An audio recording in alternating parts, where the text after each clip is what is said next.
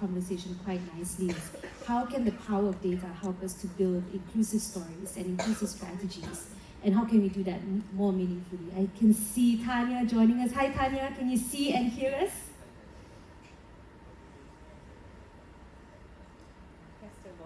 Very well, thank you so much. All right, let's jump into the conversation. Before that, you can still stay onto Slido. It's the same hashtag to pop in your questions. I know it's not going to come up on the slide, but I have it here on my phone, so I can just see roughly where your thoughts are and your comments, so we can float it to our panel later on if we have time. Now, I'm just going to jump straight in. Okay, we have our first Slido up. I'd like you to answer before we begin, actually. Why do we think we need data in our DEI strategies? So I think it's up here. So after you've seen Michael present, why do you think now we need data to inform strategies? So as we are getting the responses in here, Tanya, are you able to see the Slido responses? Yes, it's a little small, but I think I can. Okay, all right. So we are getting all the responses coming in.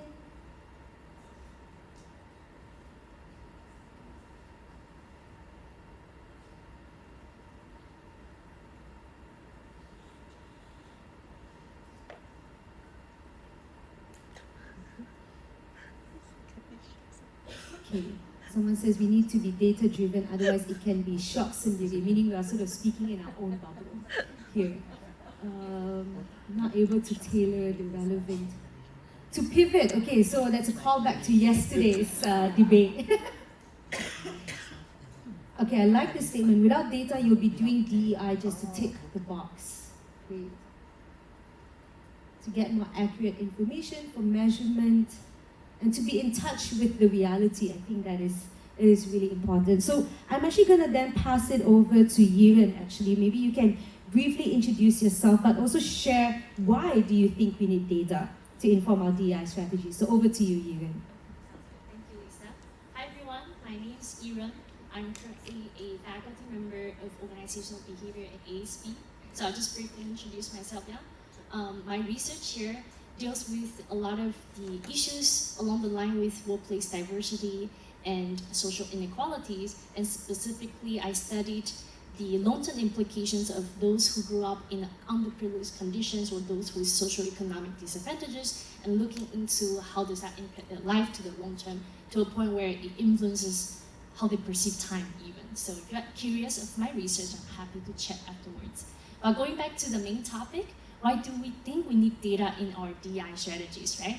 So you can probably relate to this. When you talk about DEI, when you promote this idea with other people within your organization or outside, some of them mention, why do we need this? We have enough women employees within our workforce. We have enough, X, Y, and Z employees within our organization. We are already good enough. We are diverse enough. But the devils are in the details. Even though on average it looks like there are nice representations of traditionally underrepresented groups as a whole, but like I said, devils are in the details. Perhaps it differs at the different job levels you are in. Maybe at the frontline level, yes, there's a fair representation, but at the leadership level, is it also true? Or you can track employees along their life journey within the organization as well. Is there a fair representation when you are recruiting, when you are hiring employees, all the way to when they are onboarded? Are they being evaluated fairly? Do we have a sort of policy or organizational culture that tends to send some sort of some dimension, some social identity, some groups of people away from organization than the other groups? And without data, you wouldn't be able to identify your gaps and barriers that currently exist in your organizations. And without data, you wouldn't be able to target at a particular area where your organization needs the most support and resources for when it comes to DEI. So that would be my first thing. All right, great. Thank you. Thank you so much, Yuan, for setting that stage. Now over to you, Tanya. Maybe you can introduce yourself, the role that you're currently doing with AWS, but on your perspective on why do you think we need data for DEI strategies. Over to you. Thanks for that, Lisa. Good morning, everybody. Saying hello to you from Singapore. My name is Tanya Sinha. My pronouns are she and her. I am the DEI leader for AWS teams for APJC, which is Asia Pacific, Japan, and China, as well as India, Europe, Middle East, and Africa. Based out of Singapore with AWS for 5.5 years now. If you can't see me clearly, my visual description is I'm a middle-aged woman of Indian descent. I've got short hair, I'm wearing specs, and today coming to you from an office in Singapore wearing a purple jacket with a white top. Let me start with answering, what's important of data in DI. Maybe I'll start with asking you a question. Do you know what percentage of women form the world's population, global population? And Lisa, if you could just help me, put out some answers that you're hearing from the audience. We don't need mics. Any guesses? 60%, I'm hearing 50%. Okay. In the interest of time, it's 49.6%. If your industry that you represent has women representation anywhere close to that, please stand up and take a bow. Is anybody standing up in the room? I see one, 2, 3. Excellent. Everyone's like asking each other, what's our representation? So chances are you're well below that number. We do not have regular industries which have that, and by industries I mean like pillars of industries, right, of the economy as well. That's the importance of data, because obviously the theme of this is writing the balance or rebalancing as well. That's the balance we're talking about. And by the way, pick up any underrepresented or traditionally marginalized group, the data would still say the same story, that if 10% of the global population identifies as belonging to the LGBTQIA plus population, for example, that representation does not reflect in our workforce. 17% of the world's population identify as living with a disability. Again, we do not have 17% of people with disability in any of our workforces. That is the importance of data when you think about DEI. If we didn't look at data, if we didn't incorporate data, we would be leaving it to good intentions. And it becomes a, kind of nice thing to do, but not the right thing or the smart thing to do without data. So that is where we very strongly need data to actually not just inform the DEI strategies, but actually advance the DEI agenda, if you may, across. It's really tough to drive progress and change without data as well. And it becomes foundational if we have data to explain to people what needs to be done so that they can put their weight behind it. We need everybody. If you see 25%, say, give or take, right, in most industries, 25% of most industries their workforce are women, 75% are men, for example. You cannot leave out the 75% if you really want to make the change. So that is where data really helps to actually drive, inform, and advance the entire DEI agenda. Great, thank you so much, Tanya, for sharing your thoughts on why we need to collect. I think it's about also collecting meaningful data. So I'm just going to move on then. And there is a reason why we have AWS and also Diversity Atlas here on the panel, is because they actually have started a really interesting, partnership and alliance over the past few years, right? So I'm going to jump straight into how sort of a real case studies of how an organization like AWS have been able to harness or use the power of data to inform their inclusive, or rather their inclusion playbook. So without sort of me sharing their story, I'm just going to pass it over to Tanya and as well as Michael to at least let us know and share with the room, how did this relationship start? And how did it relate to the whole genesis of AWS's inclusion playbook that was just announced last year, right? So I think over to you, Michael, and then Tanya to also share. How did it all happen? Yeah, thanks, Lisa. So it happened during COVID. We were about sort of commercializing our platform. We'd spent 7 years in R&D. We thought it would take about 6 months, but because of the lack of research and work that had been done in this area, it took a lot longer. But we also needed to build in incredible privacy, security, anonymity metrics in our platform. So we did shop around at where we host this up in the the clouds up there, and chose AWS, and for a whole bunch of reasons. And then our account manager at AWS, and Amazon's famous for being customer-centric, but we experienced it because she said, I'm really interested in what you guys do. Like, what are you doing? It looks fascinating. And we said, look, well, firstly, she contacted our CEO on LinkedIn, and his unconscious bias kicked in, and he ignored her because he thought she was just trying to sell him more Amazon Web Services. So she contacted our CTO and myself, and then we showed her what we did, and she said, this is fascinating, you need to speak to the regional lead at the time. So we spoke to Lauren. She said, look, do you mind another meeting? There'll be people from America, which basically in Australia means that it's a meeting at 2 o'clock in the morning. Americans struggle with time zones sometimes. But anyway, we had tens of people on this call, and we showed them what we did, and they said, this is incredible. This is what we've been sort of looking at, diversity beyond gender, like many of our clients. And we don't know who we are. How do we build this inclusive environment? Like, again, most of our clients are doing this without a solid, nuanced understanding, but how do we meet privacy laws? How do we meet GDPR? How do we meet rules in MENA, etc.? How do we also meet people where they are with all the different cultural groups that are represented all over the world?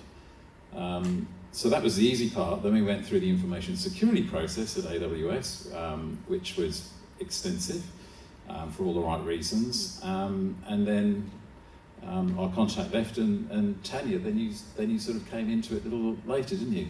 I'm going to call you Giant Tanya because you're huge up there on the screen. Yeah, so Tanya, share when diversity analysts sort of in a way fell into your lap, into your portfolio, how did that then lead to the whole inclusion of diversity analysts in your playbook? Yeah, sure. We were looking to do more. You have internal systems, you have internal processes, you have internal self-ID options as well. But we really wanted to do more, to understand a little bit more beyond what we already had, right? And that is where the partnership with Diversity Atlas was so meaningful. We did take Diversity Atlas to not just APJC, by the way, to EMEA as well, and to LATAM. So across the globe with that. And it tied in very importantly with, what I was saying before, that how do we use data to inform our DEI strategies, to execute on that, to implement, to advance the whole proposition per se around DEI. And at the same time, what we've always been getting, and we had a lot of requests from, say, customers and partners to share, and hey, what are we doing? What can you share? What can we do as well? So, share with us, teachers. And we thought, we've got so much of requests already. Why not share what we know? We're not saying we know the answers to everything. We're just at the, maybe intermediate stage of the journey. But whatever we know, whatever we are sharing, and how we are partnered with, our partners / customers like Diversity Atlas, and see if it helps somebody inform their DEI strategy a little bit better than what it was yesterday. We do have a leadership principle called success and scale bring broad responsibility. We take that quite seriously. And that scale bit, that responsibility bit kicked in. That was pretty much the fundamental reason why we launched the inclusion powered by AWS. That's the inclusion playbook that Michael and you were referring to.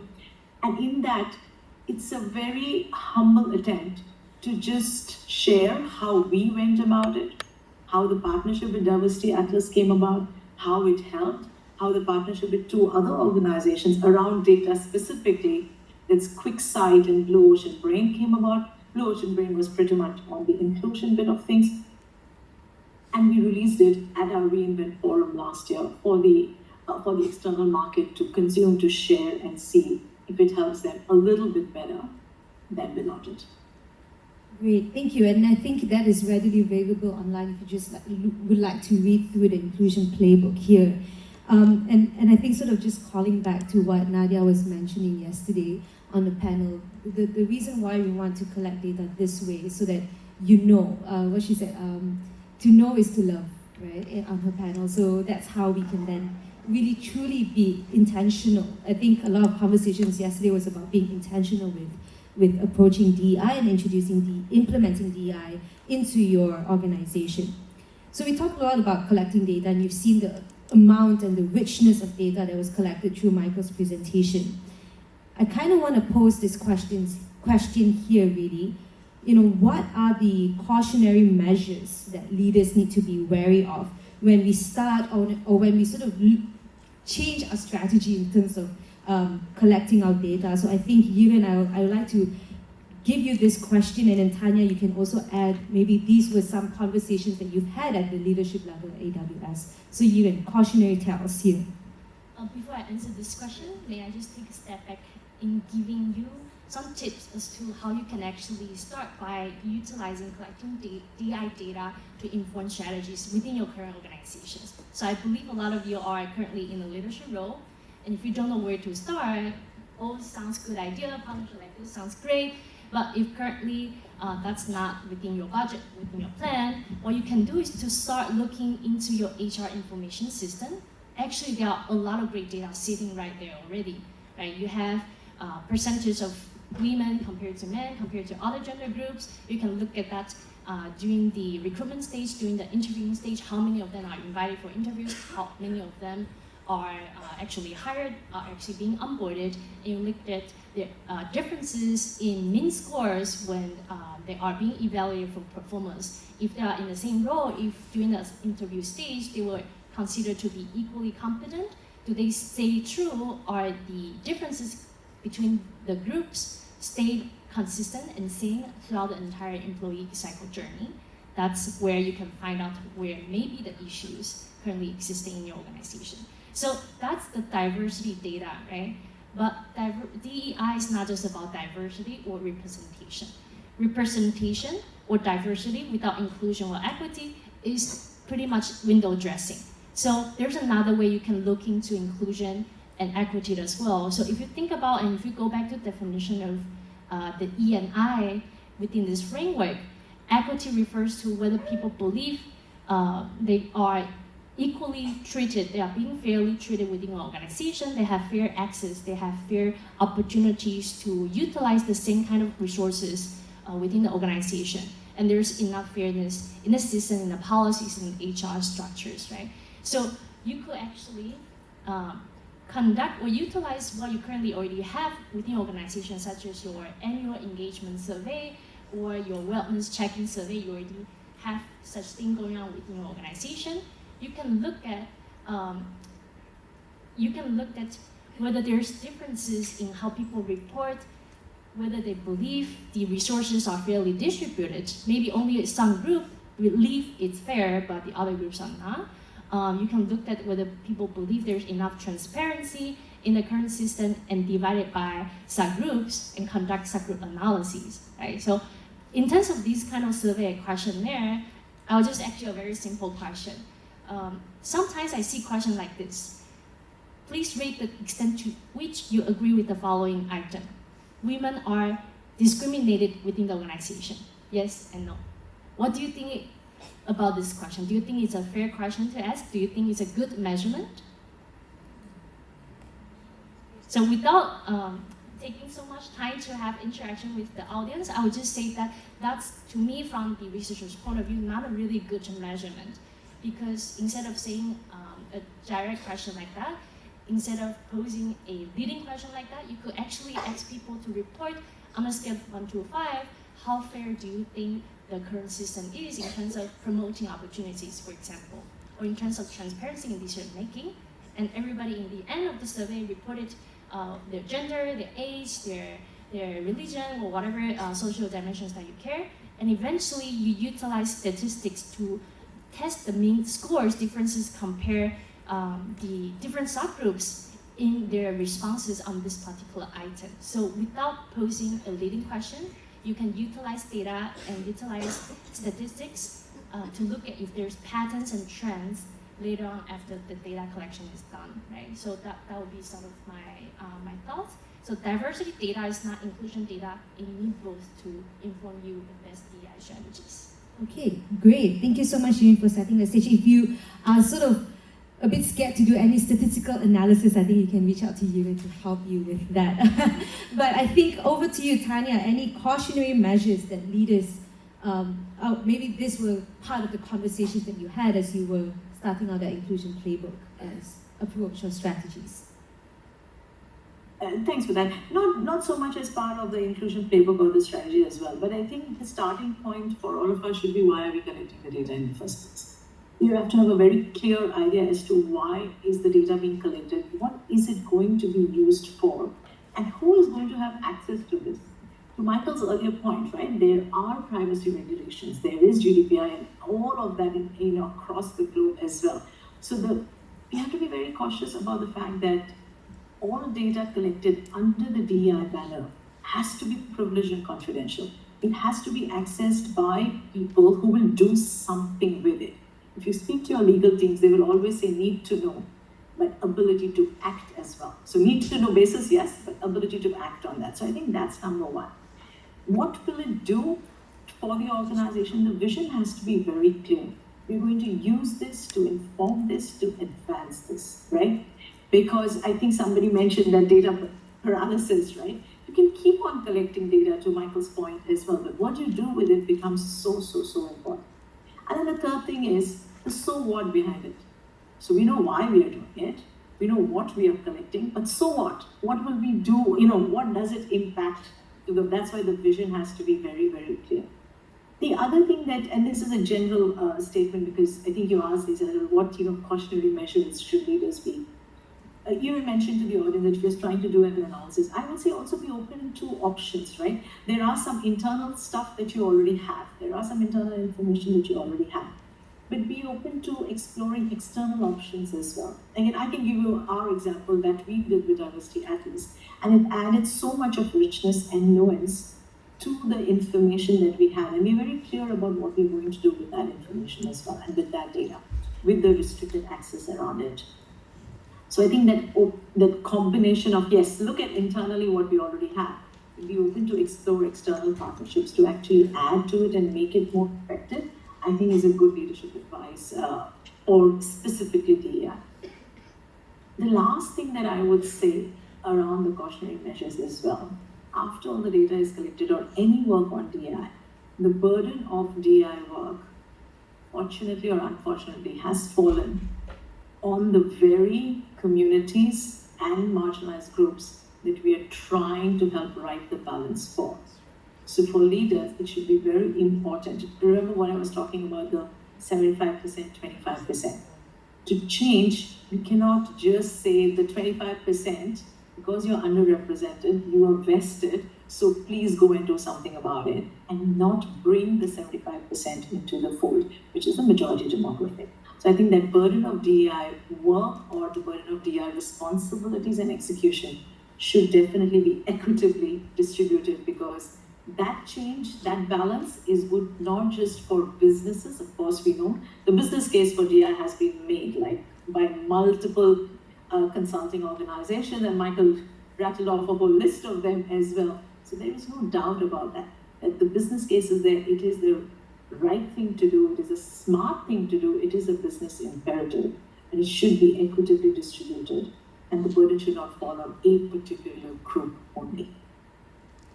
Great. I think those are really strong points to make. It's usually, if we want to get more women into leadership, or it's the women should be advocating for it, and then somehow it's been really tough to get sort of men involved, and that's why we talk a lot about male allyship, I think, on the first day for our pre-summit. So I see quite a lot of good questions coming in here. So I think we'll move on to some of the open Q&A. I think I'll pass that first question on data paralysis over to Michael, actually.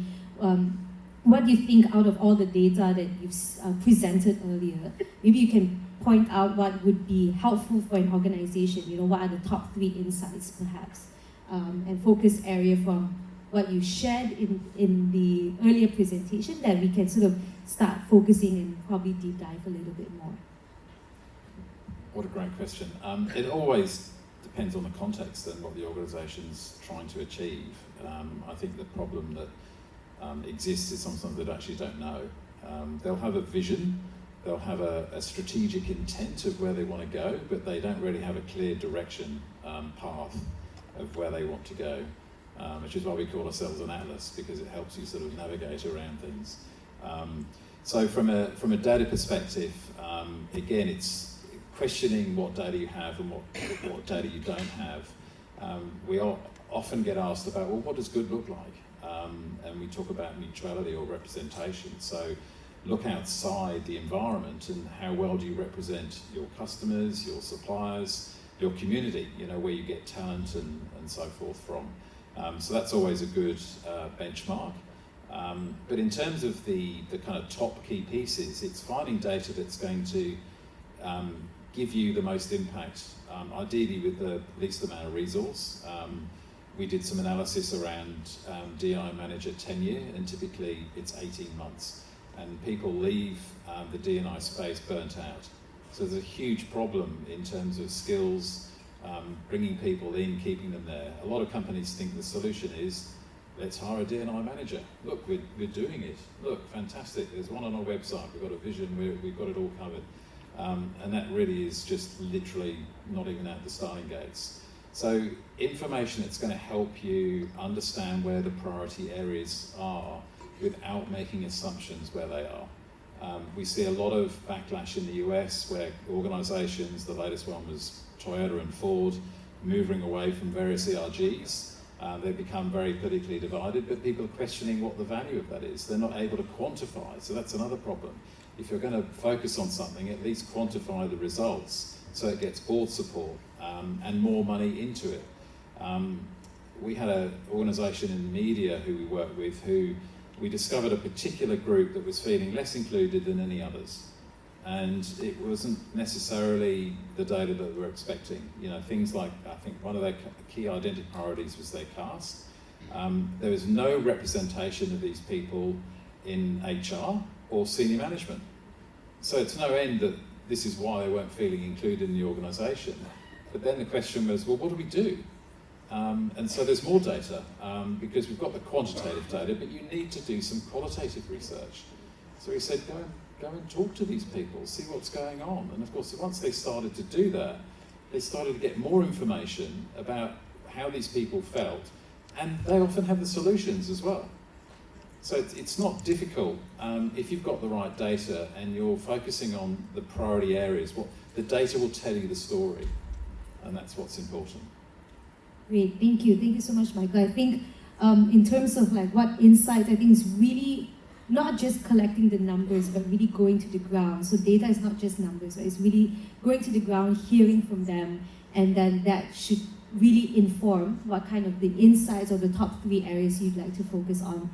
I see 2 top questions here. I don't know, Tanya, whether you want to take that first one that's sort of directed to you. I'll read it for you. So how did you use the data that you've gathered from the Diversity Atlas survey or the platform to inform your DEI strategy? So I think this individual is interested to know how these different identities, or rather self-IDs, right, are being included at AWS. Yeah, that's a great question. Thank you so much for whoever in the audience asked that question. Look, where we started is we combined the information that we already had with the information the Diversity Atlas got us. We, in a partnership with Diversity Atlas, we also actually included sentiment questions within that. So, we had multiple data points. What it did is, very clearly, because we knew we wanted to do that, is tell us, like Michael said, let the data tell you the story, let the data guide the direction as well, in the sense of where do we need to focus on, which would be the biggest pillars that we need to look at. And it came about, if you read the inclusion playbook by AWS, it confirmed one of our hypotheses that we always have to lead with inclusion. So we can, and I'll be so bold to say that if we cannot build a more inclusive environment, if we're not going to put efforts and resources and time and attention into building an inclusive environment, we might as well not look at diversity, because it's going to be a leaky bucket. It's not going to help us. And that is where we stand by that diversity is a choice. Diversity is a fact, but inclusion is a choice, right? We'll always have diversity in the world at large, to Michael's point, but what we do with that, so that really helped as to where to focus and how to focus on it as well. Because where to focus was the diversity data. How to focus was the inclusion sentiment. And that led to the whole equity work that we were doing as well. Because equity has to be done as a systemic level, right? At the process level itself. So I think all of this really helped to be very clear on what we'll do, very importantly on what we will not do for the time being, till we really build inclusion. So it really underscored our commitment and our real focus on inclusion. Our teams were called IDNE in the past, so inclusion, diversity, and equity, because we lead with inclusion. Thank you. Thank you so much, Tanya, for answering that question. I think I like that the second one about sharing salary and qualifications and making these transparent across organizations. Maybe I'll pass it over to you. And I mean, have you found or done any research on sort of salary transparency within organizations, and does it link to, I guess, does it have any linkage to the people feeling a sense of belonging, or does it go the opposite way? Your thoughts? So salary transparency, or keep me as a secret, is a much larger and complex issue than just DEI. So maybe I'll address the second part first, which is qualifications. Right? So when you go out to hire, recruit people, and you train people and evaluate people's performance, it's always good practice to have a standardized metrics in terms of what skill sets, what competencies you're looking out to hire, and are the ways you go out to measure, recruit those, the questions you use to interview people, are they standardized, are they bias-free, or are they tend to be focused on certain skills held by some potential social groups compared to others? And it's not a fair representation of what's going to be required to perform well on the job. So be very careful and be very clear and explicit about what specific qualification you're going to hire before you design a job, and after you design a job, you follow that through. So whoever that's going to be the judges or interviewers will be as bias-free as possible, and you use the same logic to design performance matrix as well. You'll be surprised, a lot of performance matrix, even though on the surface it looks objective, it looks quantifiable, but the way they define each one of the performance indicators or dimensions are by itself biased in some way in nature, right? So how can we take a very critical view in terms of looking into how we select, how we define talent, how we define performance, how we define leadership within our organizations, can actually be a very easy first step to move towards a DEI strategy. Can I pass to Michael in terms of salary transparency? What do you think about this? I agree, it's a very complex area.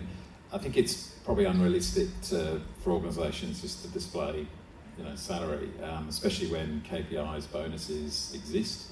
And I've been thinking about this, I think, because we need it, right? I mean, why is it going to take 189 years in Malaysia to have gender parity? It's 30 years in Australia. The data's there already, right? It just confounds me. So if they're not going to share salary details, then maybe we can create an index that at least shows what the variance is. So we're not revealing the numbers themselves, but we're discussing the gap. Australia's started a crude attempt at this, to be honest. I hope no one is here from the government anyway. So they look at the kind of median age, but at least ASX public companies are now having to report on what their gender pay gap is. But then if you've got a CEO in an organisation who's on $20 million, it's going, and they happen to be male, it's going to create skews. So people always argue about these. So there just needs to be a better system, really, and we're happy to give it a crack, where organisations can at least report these scores, and then we can start to see how equity is actually playing out. But we've got such a long way to go. I mean, there's the Bloomberg GNI index, GEI index, which goes across the Fortune 500 companies in the US. And you know what it is? It's just, are you reporting gender data? That's it. It doesn't even say what that data is. It doesn't, well, it obviously cares, but just the mere fact that you're reporting it means you get a score. I mean, that just shows us how far we've got to go. But it's not difficult, it can be done. Yeah, I agree. I think eventually it will be unrealistic to expect all the organizations to reveal all the confidential information they have with their salaries, employees, representation, all that. And to do it right, we need to have government, official agencies, regulatory agencies to actually set a standard to regulate organizations that this is the right thing for you to do. You should reveal your gender pay disparities, and you should do that every year. And you should do that in order to be on this, in the market, right? So I think eventually it has to involve multiple parties to make it work. Great. Thank you so much for the insights. Tanya, any additional points on this question about salary transparency here from your point of view?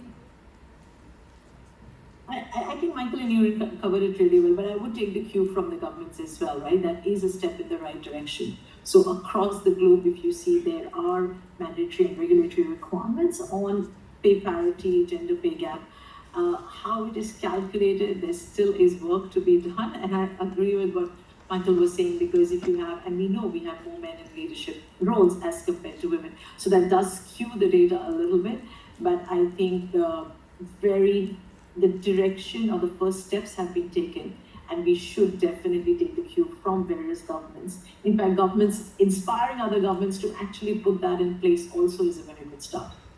Great, thank you. And I think with budget coming up on Friday, I don't know, right now we probably won't have the time to feed that in, but hopefully Malaysia can also take the lead on that. Hopefully, we'll finger crossed on that. I think we are actually at time. I've just gotten the final countdown timer. So before we end, any final words in terms of why the power of data and how do we then link it to building more inclusive environments from the panelists here? Any final words? If they've not, remembered anything from the past hour, what would you like our audience to take away? The final thing I would say is kind of echo on what you shared previously, which is be intentional. So when you are going to collect data, be sure you are going to act on the data. After you interview your employees, finding out their experiences, their pain points within the organization, make sure you act upon it. So be ready for it. If you collect data without doing anything, it can do more harm than good. So I'll just add that. Thanks. Michael? Yeah, I look at that. There are organisations we spoke to who have done an inclusion survey, and we said, fantastic, how did it go? It was terrible. Did you share the information? No. Why? Because it was terrible. So just this endless cycle of going nowhere. So yeah, absolutely, you've got to have thinking and planning around what you're going to do with the data, but also think about what data you want to get. There's already existing data you've got, go and explore it if you haven't already, but just don't go there without some careful thinking about how you're going to get the information, how you're going to comply with security, all these extra things, because if you make a mistake, and it's a process to go through, it's really going to set you back. So you've got to be as well prepared as you possibly can be. Great, thank you so much, Michael. Final words from you, Tanya? I'm a big believer of the why. Be very clear about why the data has been collected, the what follows that, what you're going to do with it, and then the so what of it. But I do want to really advocate that let's not burden the DEI work to the very communities that we're trying to uplift as well. Great, thank you so much. And with that, I'd like to thank Tanya, Michael, and Yuren for their time, and also our audience for all your questions. Thank you all so much. Thank you to Lisa and also the panel. I think in conclusion, we can know that data is important to help organizations conduct baseline assessments, make informed decision-making, track progress, stay accountable, identify barriers, and allocate resources.